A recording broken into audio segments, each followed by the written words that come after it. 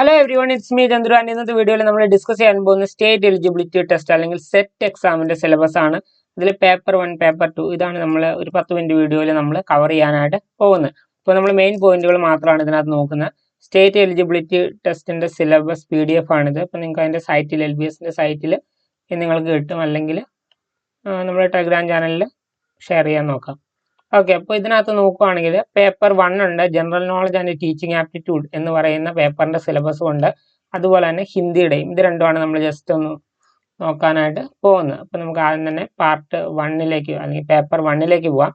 കേട്ടറ്റിന് 3 paper ഉള്ള പോലെ ഇതിന് 2 പേപ്പറേ ഉള്ളൂ, ജനറൽ പേപ്പറും പിന്നെ നമ്മുടെ സബ്ജക്ട് പേപ്പറും.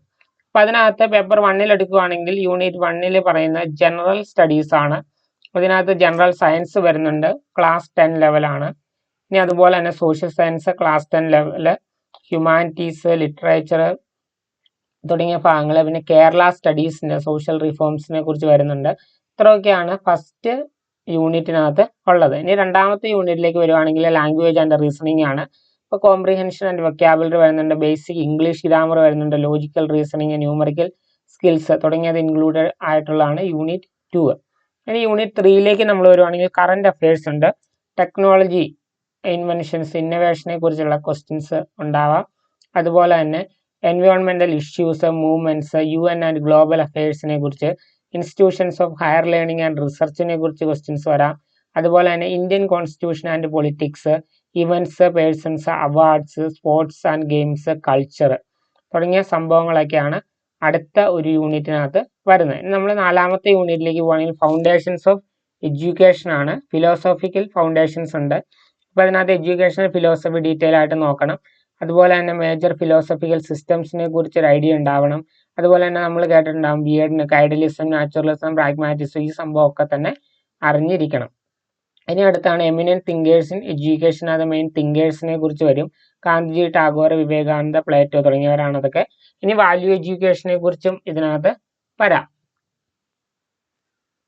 ഓക്കെ, ഇനി അടുത്ത പോർഷൻസിലേക്ക് പോകണമെങ്കിൽ സോഷ്യോളജിക്കൽ ഫൗണ്ടേഷൻസ് ആണ്. അതായത് സോഷ്യോളജി ആയിട്ട് ബന്ധപ്പെട്ട്, അതായത് നമ്മൾ BEdൽ നമ്മൾ ഫിലോസഫി പഠിക്കുമ്പോൾ അതിന് സോഷ്യോളജി വരുന്നുണ്ട്. ആ ഒരു പോർഷൻസ് ഒക്കെയാണ് social functions of education, social change and education തുടങ്ങിയ സംഭവങ്ങൾ വരുന്നുണ്ട്. Education and social institutions, education and socialisation തുടങ്ങിയതൊക്കെ ഇതിനകത്ത് വരുന്നുണ്ട്. പിന്നെ എഡ്യൂക്കേഷണൽ സൈക്കോളജിയിലേക്ക് അടുത്ത മൊഡ്യൂളിൽ എഡ്യൂക്കേഷണൽ സൈക്കോളജി ഉണ്ട്.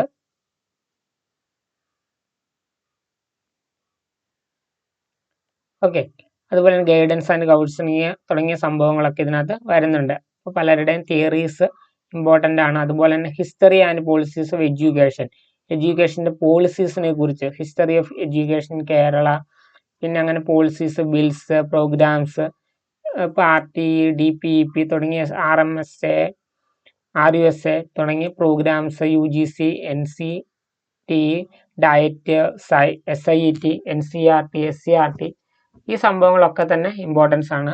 പിന്നെ യൂണിറ്റ് 5ലേക്ക് വരുവാണെങ്കിൽ teaching and learning and evaluation തുടങ്ങിയ പോർഷനിൽ നിന്ന് വരും. ടീച്ചിങ് ആപ്റ്റിറ്റ്യൂഡ് ഉണ്ട് അതിനകത്ത്.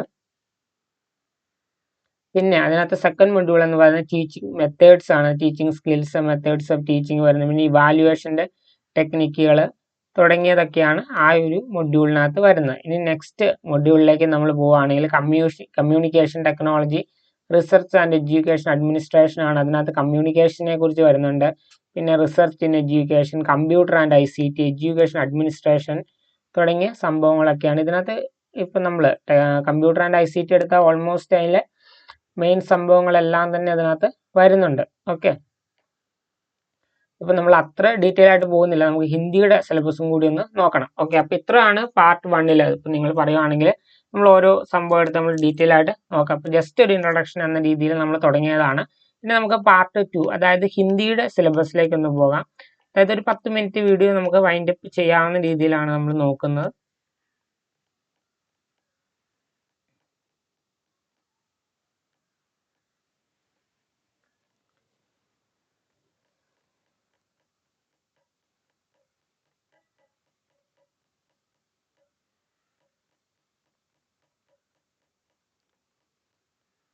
ഓക്കെ, ഇപ്പം നമ്മൾ ഏകദേശം 45-ാമത്തെ പേജിലാണ് ഹിന്ദി എന്ന് തോന്നുന്നു.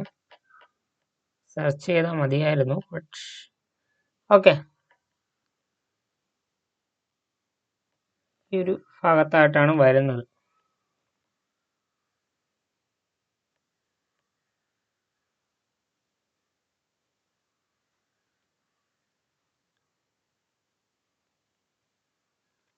നമ്മൾ ഫസ്റ്റ് പേപ്പറിൽ പറഞ്ഞ കുറേ കാര്യങ്ങളൊക്കെ നമ്മൾ ജസ്റ്റ് ഒന്ന് ഇന്ന ടോപ്പിക്കുകളാണ്. അതായത് നമ്മൾ കേട്ടറ്റൊക്കെ വെച്ച് നോക്കുമ്പോൾ കുറച്ചുകൂടി വലിയൊരു സിലബസും കാര്യങ്ങളൊക്കെയാണ് സെറ്റിന് വരുന്നത്.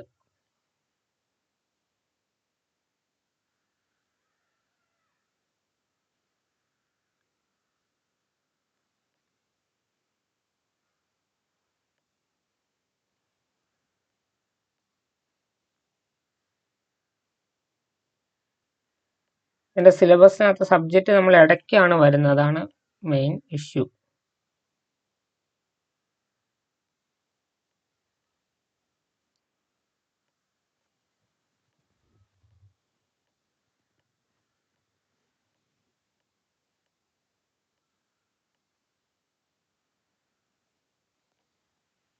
നോക്കാം.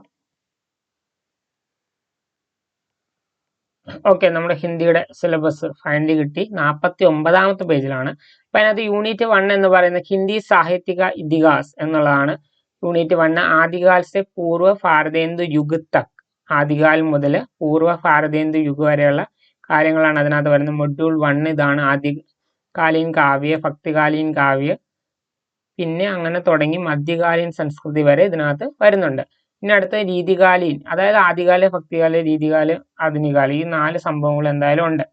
പിന്നെ അടുത്താണ് ഹിന്ദി സാഹിത്യക ഇതിഹാസ് ഭാരതേന്ദു യുഗ് സെ 1940 തക്, അതായത് 1940 വരെയുള്ള കാര്യങ്ങളാണ്. ഭാരതേന്ദു സെ ദ്വിവേദി യുഗ് തക്, സാഹിത്യക്, പ്രായോഗിക്, കാവ്യ, നാടക തുടങ്ങിയ കാര്യങ്ങളൊക്കെ വരുന്നതാണ് രണ്ടാമത്തെ യൂണിറ്റിലെ മൊഡ്യൂൾ 1.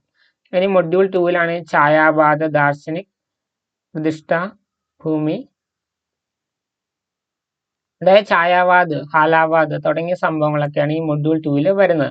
ഇനി മൊഡ്യൂൾ 3ലേക്ക് വരുവാണെങ്കിൽ പ്രേംചന്ദ് ഏവം പ്രഗതിവാദി സാഹിത്യ തുടങ്ങിയ, അതായത് പ്രേംചന്ദ് അദ്ദേഹത്തിന്റെ ടൈമിലുള്ള രചനകൾ, അതുപോലെ തന്നെ പ്രേംചന്ദ് കാലീൻ പരിസ്ഥിതിയാണ് തുടങ്ങിയ സംഭവങ്ങളൊക്കെ മൊഡ്യൂൾ 3ക്ക് അത് വരുന്നുണ്ട്. ഇനി നമ്മൾ യൂണിറ്റ് 3ലേക്ക് നമ്മൾ വരുവാണെങ്കിൽ നമ്മളിപ്പോൾ ഫസ്റ്റ് 2 യൂണിറ്റാണ് നോക്കി. യൂണിറ്റ് 3 നമുക്ക് ജസ്റ്റ് ടൈറ്റിൽ മാത്രം നോക്കിയാൽ മതി. ആധുനിക് കാൽ 1940 से 2015 തക്, 2015 വരെ ഉള്ളതാണ് അതിനകത്ത് ആധുനിക് കാലിനകത്ത് വരുന്നത്. അപ്പം അതിനകത്ത് പ്രധാനപ്പെട്ട ആരൊക്കെയാണ്, അവരുടെ രചനകൾ ഏതൊക്കെയാണ്, അങ്ങനെ വരുന്ന നെയ്യ് കവിത വരുന്നത്, സമകാലീൻ കവിത തുടങ്ങി കുറേ കാര്യങ്ങൾ അതിനകത്ത് നോക്കാനുണ്ട്. ഓക്കെ, ഞാനിത് ഡിസ്കസ് ചെയ്യാനുള്ള കാരണം നമ്മൾ സെറ്റിന്റെ ക്വസ്റ്റ്യൻ പേപ്പർ നമുക്കൊന്ന് പതിയെ ഡിസ്കസ് ചെയ്ത് തുടങ്ങാമെന്ന് ഓർത്തിട്ടാണ്. അപ്പോൾ നമ്മൾ അതിന് മുമ്പ് സിലബസ് ഒന്ന് നോക്കി പോകുന്നു. ഇതിപ്പോൾ മുഴുവൻ വായിച്ച് പറയുക എന്ന് പറഞ്ഞാൽ നല്ല ലെങ്ത്തിൽ വീഡിയോ വരും. നമ്മൾ അത്രയും ഡീപ്പായിട്ട് പോകുന്നില്ല. അപ്പം നിങ്ങൾക്ക് അങ്ങനെ വേണമെന്നുണ്ടെങ്കിൽ നമ്മൾ കറക്റ്റായിട്ട് ചെയ്യാം. പിന്നെ ആലോചന, അതായത് ക്രിറ്റിസിസമായിട്ട് രാമചന്ദ്ര ശുക്ല, അതുപോലെ തന്നെ അദ്ദേഹമായിട്ടൊക്കെ ബന്ധപ്പെട്ട് ക്രിറ്റിസിസമായിട്ട് ബന്ധപ്പെട്ട രചനകളെ കുറിച്ച് അതിനകത്ത് വരുന്നുണ്ട്. പിന്നെ history of Hindi language and structural grammar, Hindi ലാംഗ്വേജിന്റെ ഹിസ്റ്ററി വരുന്നുണ്ട്. അതുപോലെ തന്നെ അതിന്റെ സ്ട്രക്ചർ, വ്യാകരണം തുടങ്ങിയ വ്യാകരണത്തിലെ ഓൾമോസ്റ്റ് എല്ലാം തന്നെ ഇതിനകത്ത് വരുന്നുണ്ട്. ഇനി വെസ്റ്റേൺ ആൻഡ് ഈസ്റ്റേൺ ഫിലോസഫി, അതായത് പാശ്ചാത്യ കാവ്യശാസ്ത്രം, നമുക്കറിയാം പി ജി ലെവലിലുള്ള സംഭവമാണ് പാശ്ചാത്യ കാവ്യശാസ്ത്രം പഠിക്കാനുണ്ട്.